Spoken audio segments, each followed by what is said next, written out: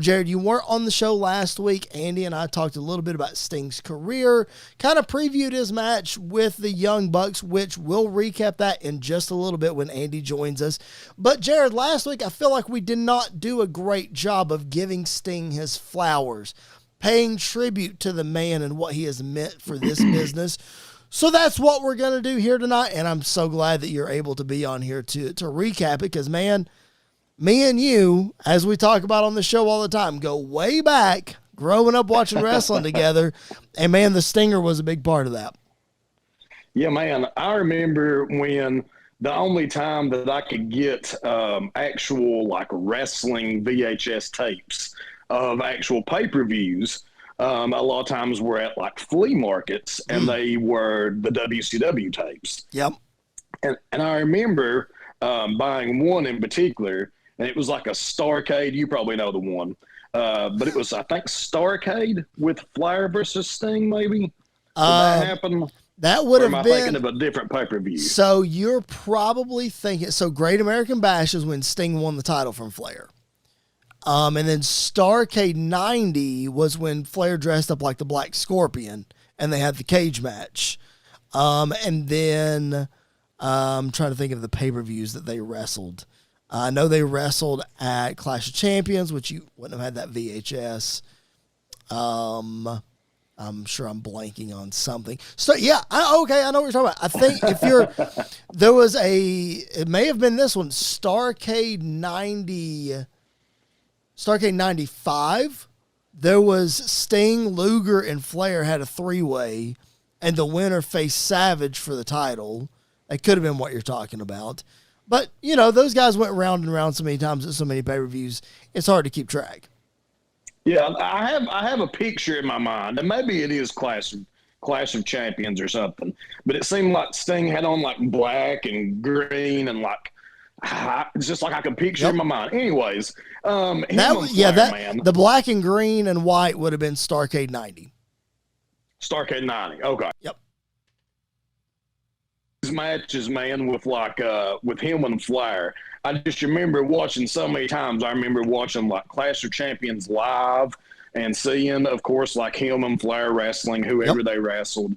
I just remember it just seemed like they were always somehow intertwined. Yep. They were on the same side, and Flair would turn on him. They'd have a match, and then they'd be back on the same side, and Flair would turn on him. I mean, Sting every time. Every time. But every time, man. It's just amazing. I have so many memories of just Sting over the years, man. Yep. I remember whenever I first met you, I think your favorites were Sting and Flair, maybe at the time. Yep. And then it became Shawn Michaels and Sting, I think, later. Yeah, absolutely. Oh, yeah, absolutely. And Shawn and Sting still reign at the top of my list. I always tell everybody that Ric Flair was my first favorite wrestler because of my dad, because that's who his favorite wrestler was. And you gave me crap for being a Ric Flair fan because Flair was a heel and nobody liked the heels at the time. But I tell everybody, he just seemed like an old man back then, and he was probably younger than me. That is very true. I mean, that is very true. He just always seemed like an old man in the ring. He was great. 100%. That is very true. But so I always tell people that Flair was my first favorite wrestler, but Sting is the one that kept me around. So it slowly evolved from Flair to Sting as far as my favorite wrestler. And while you were sitting there talking, of course, my mind kept wondering. The Starrcade that you're thinking of is Starrcade 88 Future Shock, where they had the one-night tournament where Sting faced... Yes. It was Sting. That's it. It was Sting, Luger, Muda, and I felt like there was a couple other people, but Sting and Flair wrestled in the finals. So that's the one you're thinking of. And I almost said, I feel like it's 88. Yep. But I did, and I was like, I know Chris would know, what it started. 87 was the first one, I think. 86, 86, something like that. Yeah, something like that. And you know what? It's going to bug me. I've got a computer right in front of me. I'm going to look it up. I think it was Starrcade 88. Might have been 89. Yes, 89. Sorry, there it is. Starrcade 89 Future Shock. There it is. So that 89, parlayed itself into the beginning of 1990 when Sting joined the Four Horsemen. They kicked him out because he was the number one contender and would not relinquish a shot, blew out his knee, and thus leads to Great American Bash 1990, which is my earliest memory of Sting. Now, I probably watched some VHS tapes and all that, but my earliest vivid, I can remember it like it was yesterday, the first time that I ever watched Great American Bash 1990 and his first championship win. Go back in your Wayback Machine, man. Do you remember, I know you said VHS tapes, renting those and all that. Is Starrcade 89, is that like your first ingrained memory of Sting, or do you remember anything else maybe prior to that or something you saw before that? Man, as far as actually remembering something that I saw live, the first real memory that I have of Sting live was either a Clash of Champions or a Saturday night. What was it? Was it Saturday night's main event? Or No, that was WWF. So it would have been just WCW Saturday night. WCW Saturday night. Yes. Yep. It was one of those, I feel like. Yep. It could have even been on the Power Hour. Yep. Because that's what my Pawpaw Willis would always come over and turn on Saturday mornings. And I watched it, even whenever I didn't like it, I was still sitting there watching it. Sure. So I just remember. I would imagine I saw him then. I just remember, man, so much, whether it was Power Hour or the Saturday night was Clash of Champions, man. I know that I watched that Clash of Champions in 1992 to death, where Rick Rude comes out of the dang box, or Luger comes out of the box and clips Sting's knee, and he's got to go to the hospital. He's got to defend the title against Rude, and he makes the miraculous comeback. And what do you know? AEW recreated that in 2023 with MJF, but that's another story for another time. The first time I saw that was on Rick Rude Raw. It was a VHS that I had. And I remember seeing that, and I was like, oh, this is the greatest thing ever. But, kind of sucks how it ended. It definitely did. But, man, whatever it was, man, I just remember countless times of wrestling in the living room with my dad and him painting my face like Sting, and how many times that I was at my dad's house and he painted my face, and then he took me home to my mom, and my mom's like, what in the world did you do? We got to wash this paint off your face, all this kind of like, no, I want to leave the paint on. But it was all because of Sting, man. I wasn't the only one that he influenced like that everybody wanted their face painted and wanted to spike their hair up and wear the neon colors and all that kind of stuff. Yeah, I painted my face, except I did it with permanent markers. Yeah. So that was real fun getting that back off. There's Jared, there's an infamous story of you and I growing up in our wrestling fandom that is very appropriate that we need to tell tonight. And we like to tell this story, and correct me if I miss the details here, but we like to tell this story so often because everybody said, oh, y'all wrestled all the time. You didn't get hurt. Well, there was one time when one of us got hurt, and that one of us was not me that got hurt. Let's just put it that way. Anyway, so there was an injury angle that happened, and I think in that wrestling match, I may have been portraying the Stinger because someone hurt his knee, and then I very appropriately slapped on the Scorpion Deathlock for a tap-out victory. I'm pretty sure that's how that went, right? The knee was bleeding. The knee had to be bandaged. And then we continued the match. That is 100% fact. Yes. I'm pretty sure what happened is that you whipped me into the ropes, which was a couch. Mm-hmm. And I think I hit the solid part of the couch and did like a little flip. But the bad part was I hit it like right on the edge, and I hit it with my knee a lot harder than I meant to. Oh, yeah, I whipped you into the corner, and the corner was the corner of the couch, and your knee hit the arm of the couch, and you flipped over, thus we have a knee injury. Legit had to stop. We had to get a bandage and bandage the thing up. And then, brother, just like a heel, I went to work on the body part, slapped on the Scorpion, and it was over, man. Yep. And if you remember, our last match we ever had, you won with if I'm not mistaken, a figure 4. So I'm pretty sure it was submissions all around whenever that you're wrestling Chris at a young age of about 12 or so. Well, listen, for those of you who are watching on YouTube, you can't see the stature of Jared and I, but for those of you who know us in person, Jared's not the biggest of guys, but I'm even smaller than that. So you can imagine like 15, 20 years ago, 25 years ago probably, when we're doing this, Yeah. I was still a pretty small dude. So listen, got to work a body part and get a submission in order to get a win, right? Whatever works, man. Whatever works. Whatever works, my goodness. But so all that to say, man, Sting was a huge influence on me growing up and watching wrestling. Jared, we talk all the time about how the Monday Night Wars was, some of our most fond memories as wrestling fans, flipping back and forth. But as Sam Roberts said on his podcast, it doesn't matter if you were a WCW loyalist or a WWE loyalist. When there was a Sting segment on Monday Nitro because of that Crow character, dude, you were locked in. While being the most mysterious guy on the roster, he was also the most must-see guy on the roster during that era. Wouldn't you agree? Oh, yeah, especially like in the early days of the Crow deal where he wasn't talking legitimately. I think in his real life, he was going through some crap. Yep. And ended up, I think, later on didn't have the tan, I'm waiting. Don't start. Do not start.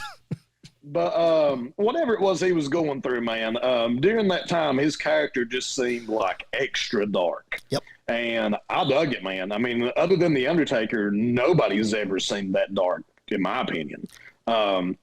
And whenever that you would turn the channel and see him, and he's above the ring, in the ceiling, up in the rafters, they would say. Yep. You had to watch and see what was going to happen, man. I mean, is somebody going to go up there to the nest and attack him? Is he going to have somebody up there and start fighting with him up there? I mean, you just had to see. It was just, like you said, whenever you were flipping back and forth, if you saw Austin, you stayed on Austin. If you saw Sting, you stayed on Sting. Yep. That's it. You're 100% right. That's very interesting. Do you recall anybody ever, I don't think it ever happened, anybody fighting Sting in the rafters? I don't think that ever happened, right? I thought you were going to ask me that I remember back whenever that Stunning Steve Austin used to face Sting back in WCW. But anyways, no, I don't think anybody ever went up to up in the rafters and fought with him. Are you surprised that as crazy as Eric Bischoff was, and as shocked and as much as he wanted to beat Vince, that he didn't try to pull something like that? Does that surprise you at all? Yeah, it kind of does. I mean, thank God they didn't do anything like that after seeing what ended up happening to Owen. Sure.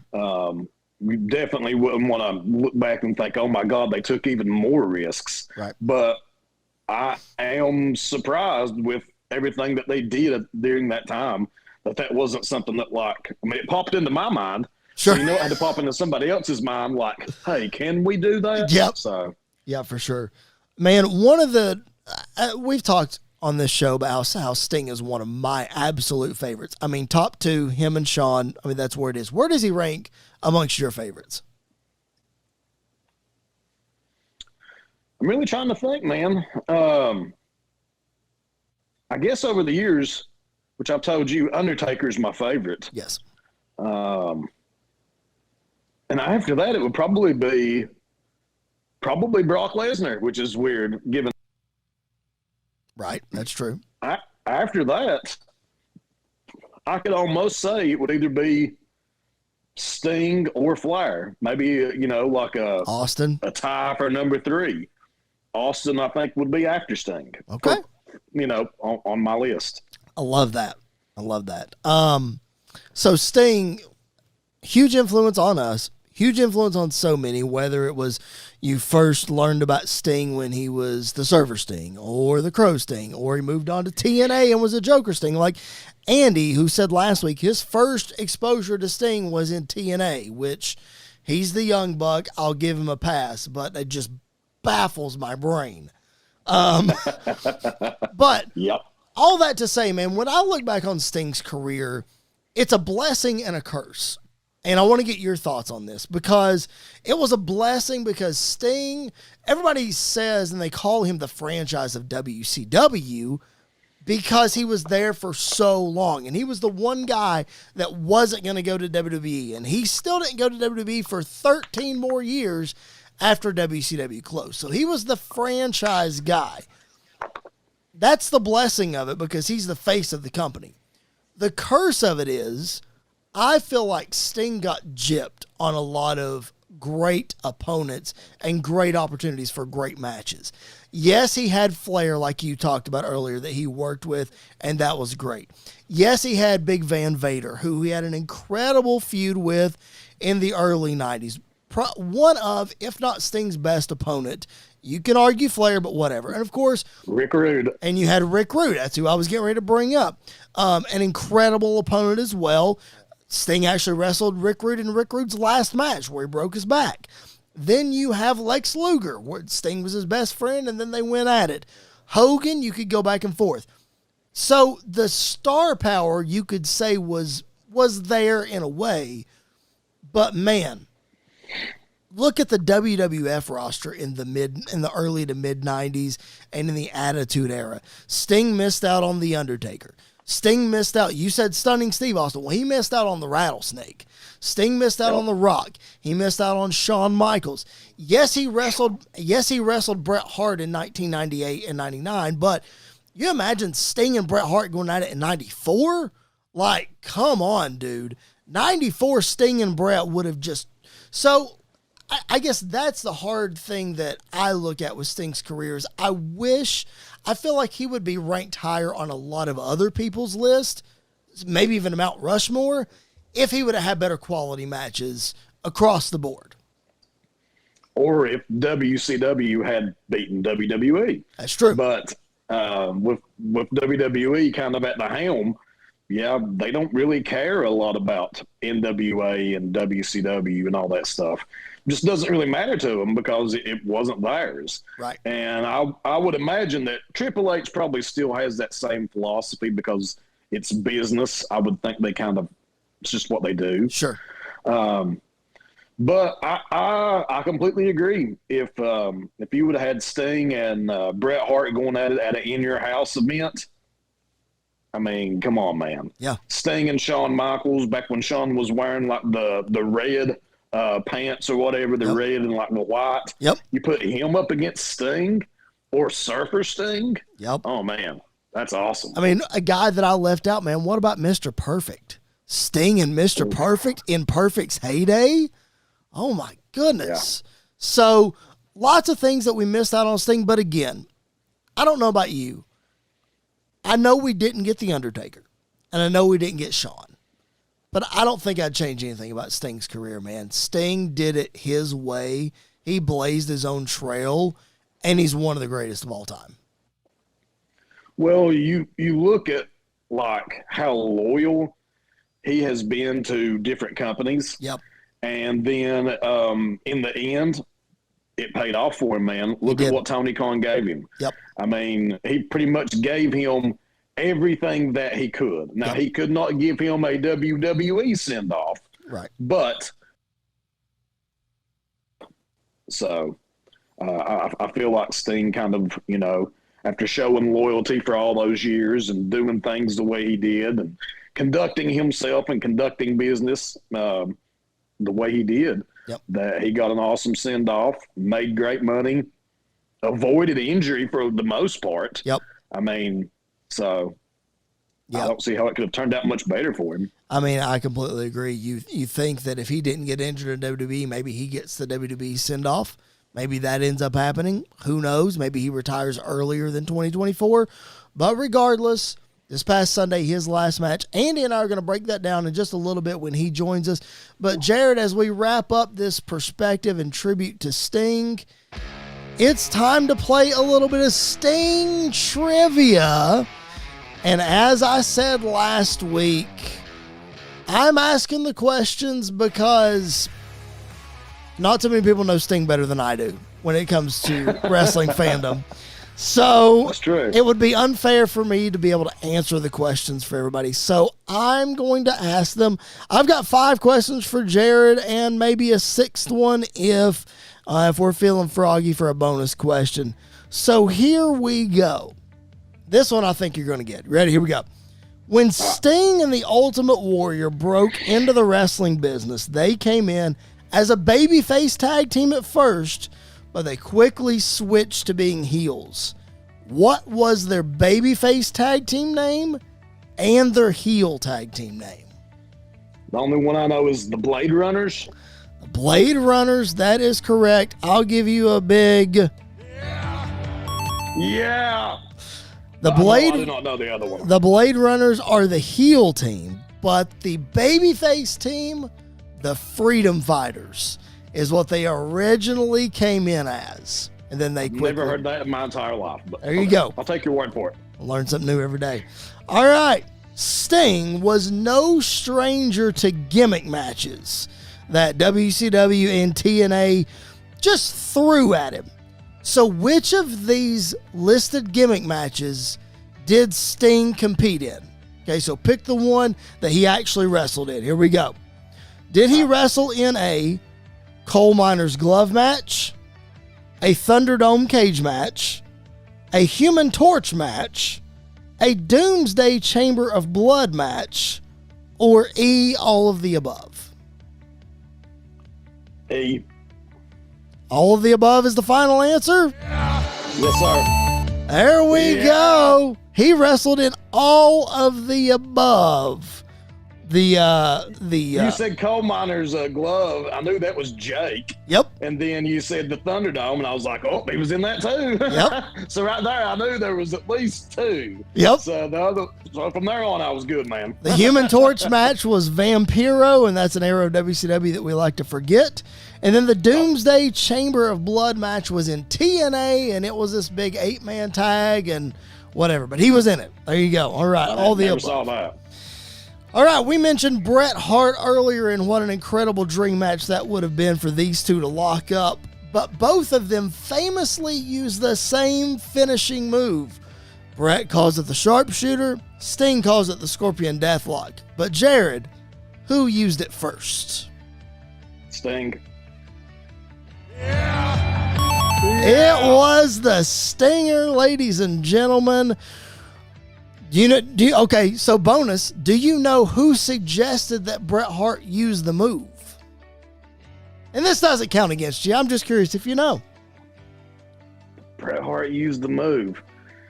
Oh, man, I mean, just I wanted to just say Owen, but I have no idea. It was not Owen. It was the Hall of Famer Pat Patterson suggested that Bret Hart steal Sting's move. He acknowledged that it was Sting's, and it was Conan who taught Bret how to use the Scorpion Deathlock. Wow. So, fun fact. About a case. Yeah, there. All right. We mentioned earlier that Sting won his first World Heavyweight Championship from the Nature Boy Ric Flair in 1990 at the Great American Bash, but that was not his first championship that he won in the NWA. Which one did he win first? Was it the U.S. title, the TV title, the tag team title, or the U.S. tag team titles? Oof. Man, I'm going to say the U.S. tag team titles.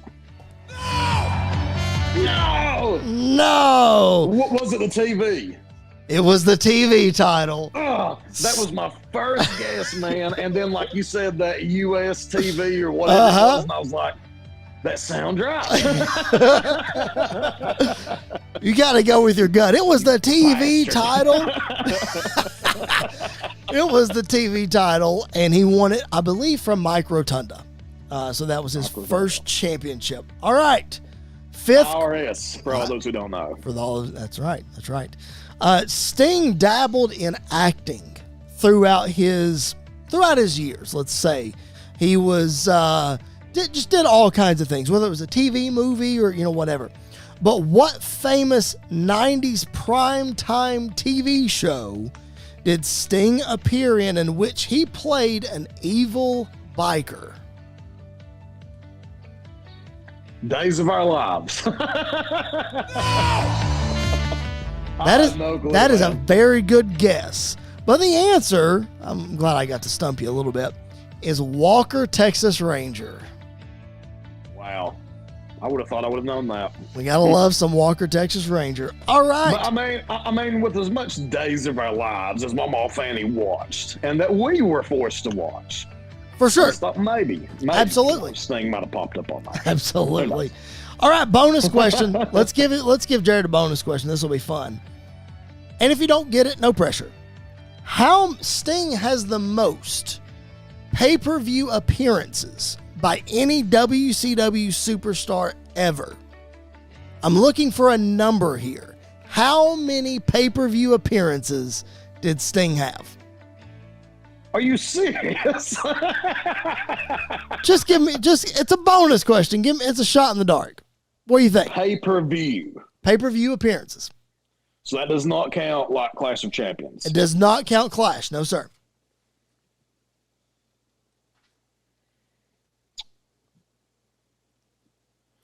I'm going to say 42.